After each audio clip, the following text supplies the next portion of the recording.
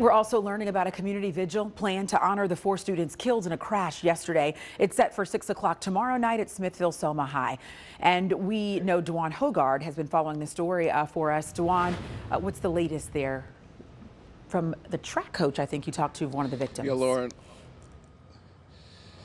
Yeah, Lauren, that was the youth track coach for Samaj Williams. I'll share with you in just a moment what he had to share. But we talked about that community vigil. But before we even get to that, there is a growing memorial here on campus already for those 4 boys and plans for a vigil tomorrow night. And combined with those 2 events, you can just get a sense of how much people cared about those 4 students. And it was in this car crash Monday morning that ended the lives of 17-year-old Alan Lockamy, 17-year-old Charles Jackson, 17-year-old Freddie Cirrus, and 16-year-old Samaj Williams. The 4 of them were killed Monday morning when Lockamy, who was behind the wheel of a car, lost control, ran off the road, and then struck a tree. A trooper's radar clocked the teen driving at speeds of more than 100 miles per hour. That news stunning the Smithfield-Selma community out here, knowing that 4 of their classmates were taken away from finishing their school year. And Samaj Williams, the youngest of that group, he would have been 17 years old this coming Friday.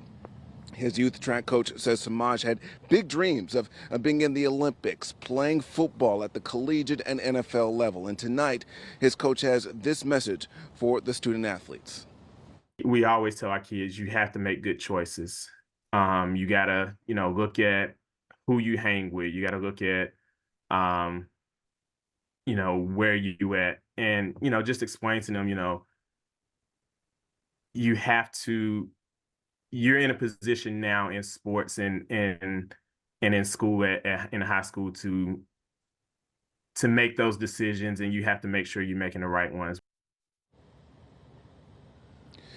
The school here has a remembrance vigil planned for Wednesday night at the school's football field. That will be at 6 o'clock. We're also told that vigil will be a balloon release. It's actually just to the right here of this high school campus.